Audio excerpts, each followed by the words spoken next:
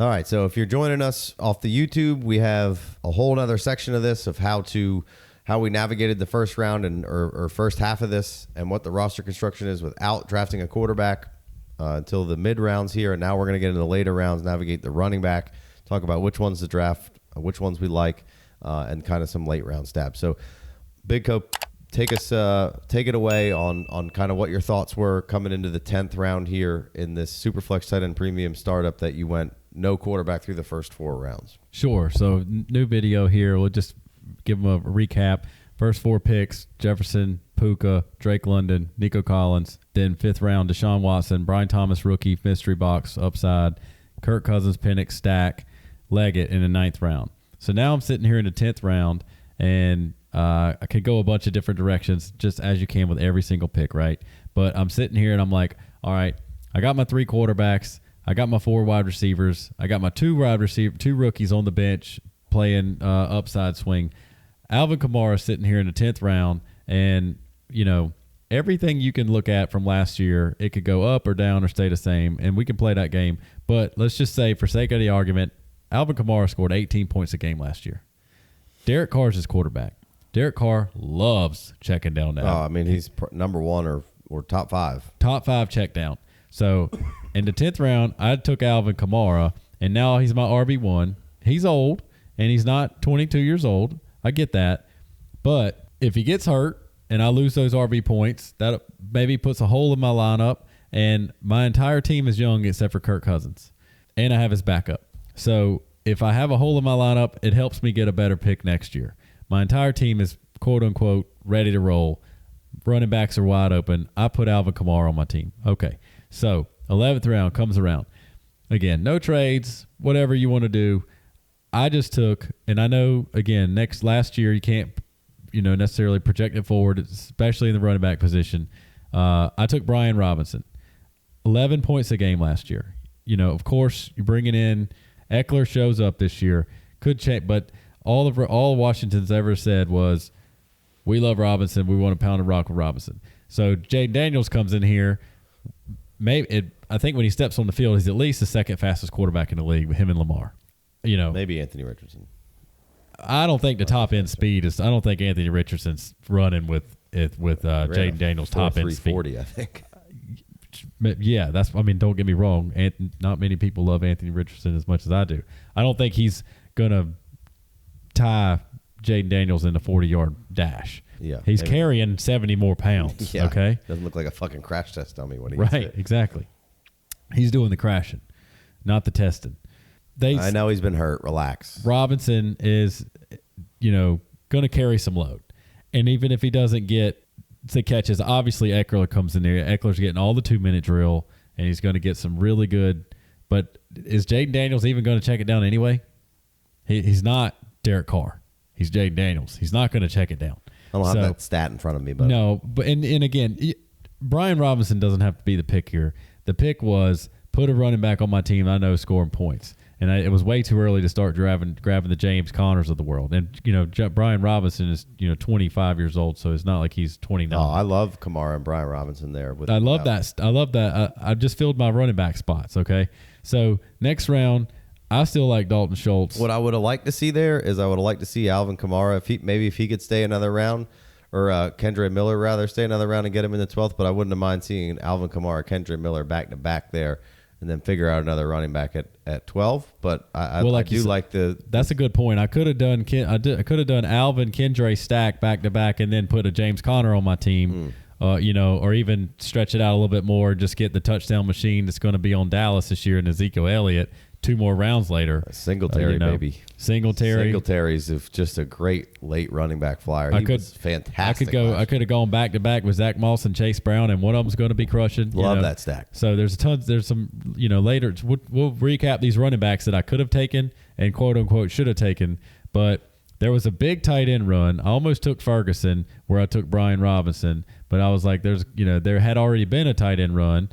And so I was like, all right, well, I'll get Ferguson next round. Ferguson gets taken and Cole Kmet gets taken. Sorry, that went off the board in front of me. I apologize. I was looking at Ferguson in front of Kamara, but I was like, the point I can't pass up 18 points a game in Kamara. So those tight ends had gone, and then comes back around. I took Dalton Schultz. Still, it's just a C.J. Stroud play. Dalton Schultz is very good in the red zone, and I think he should have decent opportunities. He's not the quote unquote plenty opportunities. Sure, Diggs stole that this year, but I don't think many of us expect Diggs to be there for more than 1 year. And this draft was only, this draft was 18 rounds. If I had to do it all over again, the last pick on the screen you would see from me is Hunter Henry, who you took, which is a great pick. I could backfill Dalton Schultz if necessary. And then next pick, I get Russell Wilson. Russell Wilson, he's terrible, right? He's absolutely awful. We hate Russell Wilson. His coach hated Russell Wilson. He got given away, and he scored 17.5 fantasy points a game last year. Yeah. Russell Wilson's terrible. So he scored 17.5 fantasy points a game last year. That's not too bad. Sure. It's more than Geno. It's the same as Stafford. It's 8 more points a game than Bryce Young. It's it's a home road split. It's better than Jared Goff on the road. It's less than Jared Goff in the dome. So, and he's my 4th. So big fan of the Russell Wilson 13th round. I'm not going round reaching, for Russell Wilson, but in the 13-8, it was a gimme. It was an absolute gimme, especially with my build. Again, Kirk Cousins goes down. I got Penix, but now I'm strapped to 2. And what happened if Watson decides his head ain't all in it? I think if Watson his head's all in it, he'd be fine. But what if he's not? I got Russell Wilson. So who's maybe the starter, but who's maybe the starter? Yeah. But 13th round, I mean, he's probably going to start. If I had to guess, if you think about for Russell, obviously the Steelers went and picked up the absolute. Think about the quarterback room for the Steelers last year, and think about the quarterback room for the Steelers this year, and their investment on it, which was basically zero. Yeah. That what they're paying and what they gave up to get those 2 quarterbacks this year is basically like me going to Walmart for a couple things. Oh yeah, it's a great move by them. But two quarterbacks off the clearance rack. So if there's one guy that I want my quarterback playing for after he just got basically pushed out of the organization by a dude that hated him, I want him to go and playing for Mike Tomlin. If there's one dude that can build you back up, it's Mike Tomlin. Right. I would play for Mike Tomlin. Yeah. Obviously, you want to play for the McVays and the Shanahans and the Andy Reids and the dude in Miami first. Mm-hmm. I want to play with those 4 guys first because their X's and O's are unmatched. Right. My 5th player, my 5th coach that I want to play with, if I get to pick, is Tomlin. I don't care who else. Yeah. We could talk about Steichen and this and that, but I want to play for Tomlin. I love that Russell Wilson is there. I love that Fields is there. Hey guys, a quick reminder to head over to patreon.com/the FF Dynasty to sign up for a free membership to get access to the free Discord channel. Or hit your boys with the $5 holler and get access to extra shows, mock drafts, roster reviews, and also our 2024 rookie draft kit, complete with rookie rankings, ADP, and player pages, all for your pleasure. Russell Wilson does a gimme pick in the 13th round for me. So that kind of shores up as unsure as it can shore up the quarterback room as possible. A Derek Carr a few rounds earlier could have been good, but he's a few years younger and he's definitely got guaranteed money on his deal to play for the Saints, plays in the dome, etc. The value of the 13-8 Russell Wilson is where it's at for me there. Sure. And then I get another mystery box in Baker. Patriots, the second receiver that they drafted. He's just oozing with upside, and the downside is there. But it's the 14th round, and I don't feel like I need to take the Cortland Sutton at 14-4. I'm okay if this team's not winning the championship this year. I want to, but I'm not going to give up a couple more swings at upside to say, I want Tyler Lockett. You know what I mean? I'm just not going to do that. I'm going to take Baker, and if Javon Baker turns out to be a stud, then I got Baker. And if he doesn't, then my opportunity cost was, as far as somebody that we know, I mean, obviously Curtis Samuel could be good. I got him 2 rounds later. Yeah. Nobody's giving Curtis Samuel a chance. So I got him 2 rounds later. Curtis Samuel was kind of like my 16th round, veteran, the same offensive coordinator that was with Curtis Samuel his best year in Carolina's in Buffalo, and they went and got Curtis Samuel on purpose. Curtis Samuel's about to be gadgeted up to be. Curtis Samuel's about to score 12 points a game minimum PPR. I was just going to crush intermediate overs. So yeah, exactly. So Curtis saying I just put a flex play on my bench that until he gets hurt for this year. You know, I didn't look into his contract. I don't know what's going on next year. But this year, if Curtis Samuel's healthy and suited up, it's a flex play. Yeah, I can start. So that's what I took. Baker's on my bench for the foreseeable future. He might not be in my starting lineup all year long, and I'm fine with that. Hell, he might not be in my startup for 2 years. In my lineup for 2 years. Samuel, I could play him week 2 if somebody gets hurt. Now, is he going to be 20 points a game like my first round pick? Of course not. But in my 16th round pick, I feel good about that. And he may not have the upside of Cortland Sutton that I could have taken 2 rounds earlier. But I think the downside is just minimal. And in between those picks, I took Algier.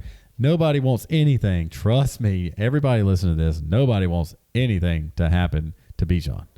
But Algier is more than capable. He's one of the best second running backs in the league. Right.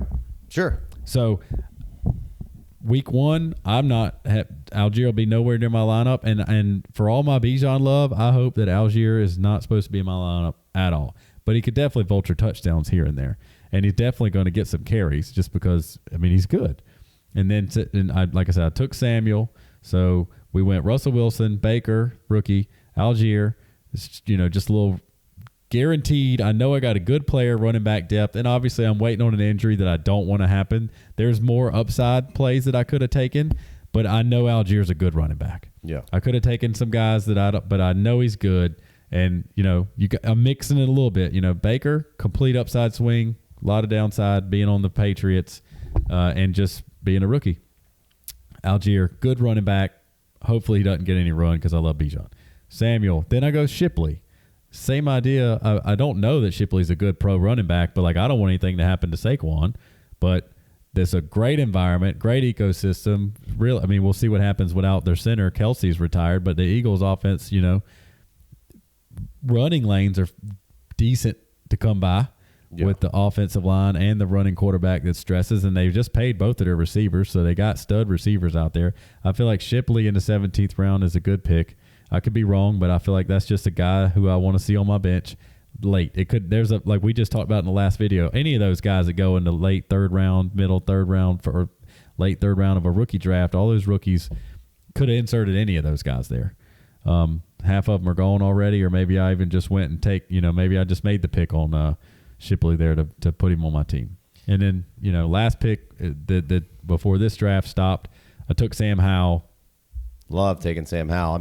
Obviously we're only going 18 rounds because it's a mock and we try to keep everybody interested. And I would do them all to 25, but I feel like I would still be there 16, 15, it kind of it slows down. Everybody's like, whatever. Yeah. But we want a little bit later around 80. Love the Sam Howell stab there. That's awesome. And Sam Howell should be, drafted around right in that range. And yeah, I don't need to come about it. I don't need to come up any higher. Sam Howell, great late round quarterback stabs there. Running back for me, just I would much rather have Howell than Aiden O'Connell. Much rather. That's fine. Okay.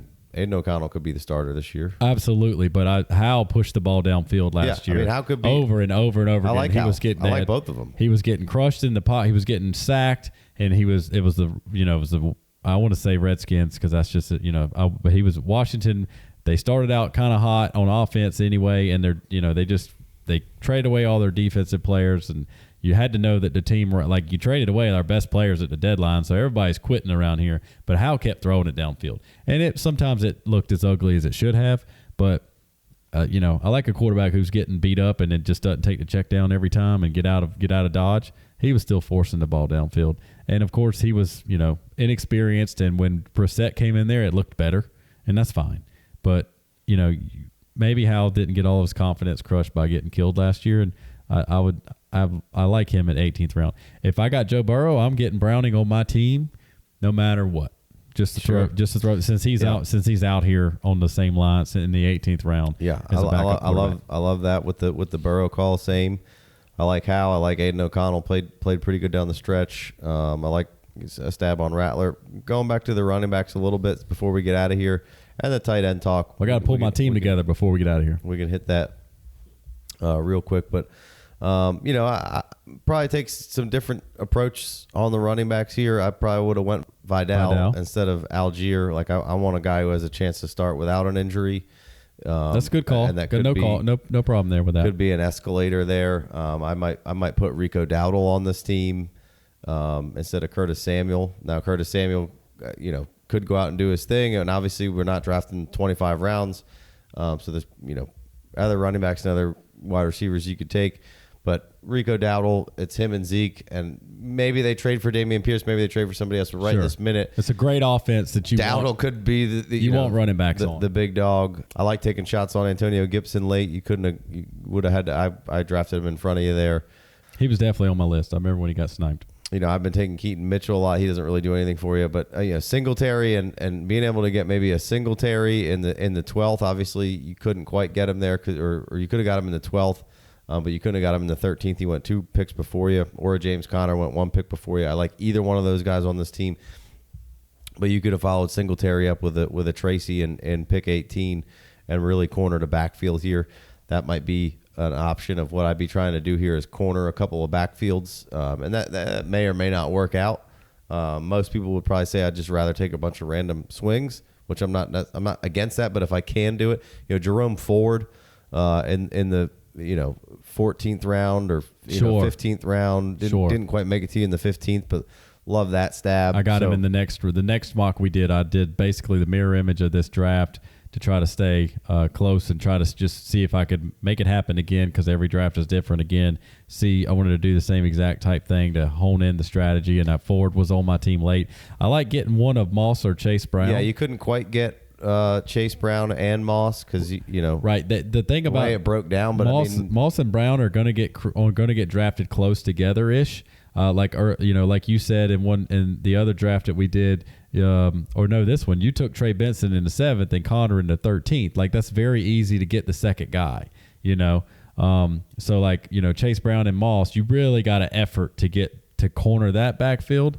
And maybe that's limiting upside because one of them's probably going to take off, but you also limit the downside on a team.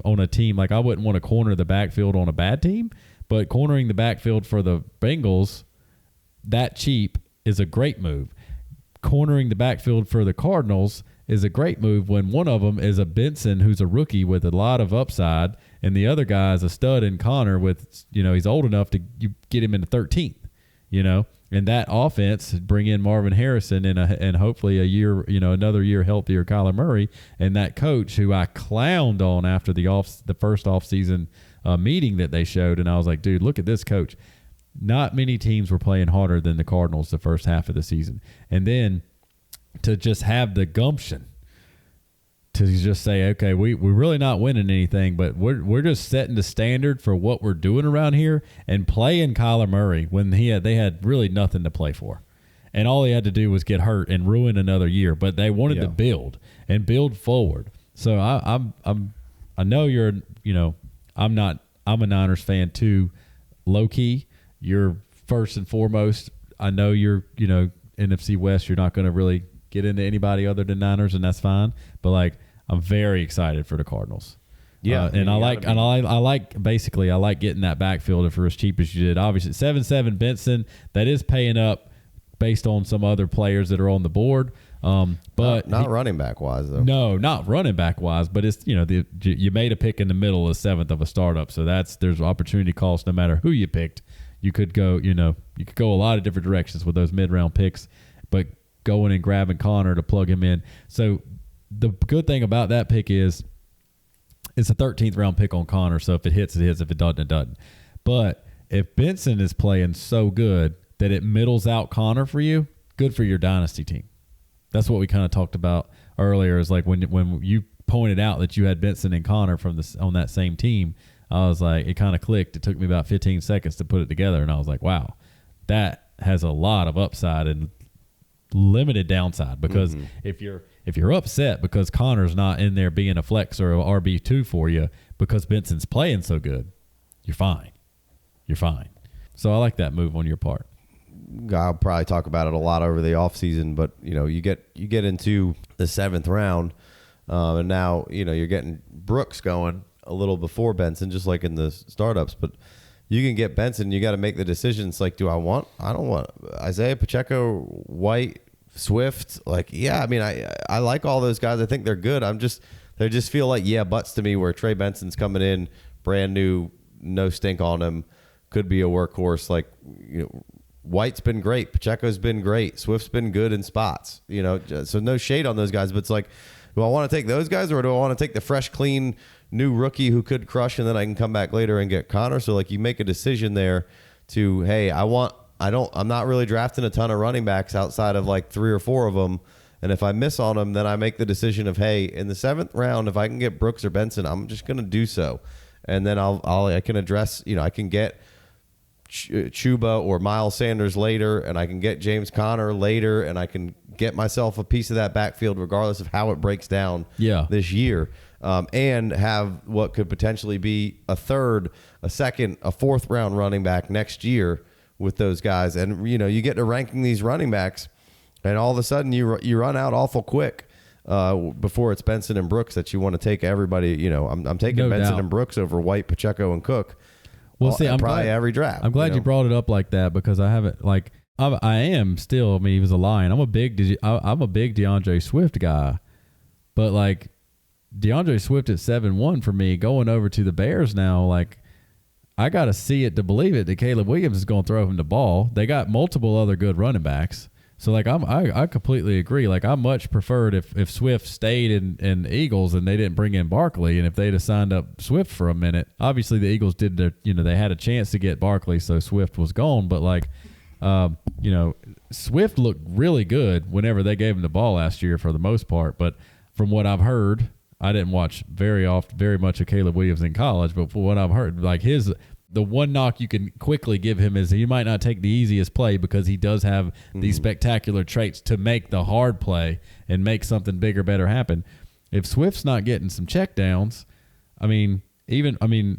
White is not the best, between the tackles running back, but I don't see excellent any receiver. Why is he not going to go and catch those 70 balls again next year? So I'm definitely not taking Swift over White, and I definitely just Jonathan Brooks at 6'12", Swift at 7'1", the same guy Big Smooth took him. To me, the value, like, Brooks is way more valuable than Swift. They're a pick apart. To piggyback kind of what you just now said, like, to me, Brooks is way more valuable than Swift, and to me, Swift just has Swift is kind of like somebody else is going to draft him on my. I have no problem taking Swift, but not at cost, not at current value. Like, he's a guy who I just can't probably trade for cheaper than sometimes. 100%. 100. Like, I mean, the same idea, man. 7-1. Like, all of these rookie first round draft pick, first round, even things happen.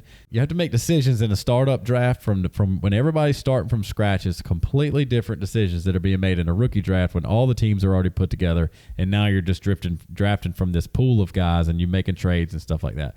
I understand that. That's the way the game plays, and that's why we love it so much. But I'm not taking DeAndre Swift in a startup when Leggett is on the board, A.D. Mitchell's on the board, Christian Watson's still on the board. There's these. I mean, Christian Watson has some question marks. I understand, but like, and that's 3 rounds different. I understand, but like, the upside of some of these guys versus and I could be pie in the face. I mean, there's Swift a ton of upside on Swift. It's just But they got Roschon and they got Khalil Herbert. That's what we're talking end of round guys. Herbert's forgotten about, and all he does is play really well when he gets a chance. So you could draft him in the 18th round. Sure, you get Roschon in the 21st round. Like Roschon goes before a good bit before. Does he? Okay, sorry, 16th round. My bad. I was looking all over these running backs. I didn't see Roschon. He's sitting right there. My bad. But the idea, like, I would love to see Swift play well. I thought that he was a little bit underutilized as a Lion, and maybe there's a little bit lack of grittiness to his game that Dan Campbell wasn't going to hang out with. And I guess the more I look around here, like that, Ladd McConkey was gone before him. Brian Thomas, I took him before him, and the end of those first, Xavier Worthy was long gone. Keon Coleman was after him, and Leggett was dropped all the way to the 9th round. There's a couple wide receivers I would have to be rostering before I took Swift. All right, you got anything else to say? You got to wrap something up, or let's get out of here because I'm losing my voice here. You are losing the voice. So let me just run through this. Let me wrap my team up right here. my first, we did what I did. My quarterback's getting, even if Deshaun Watson, I said he got 18 points a game, kick him down to 17 points a game.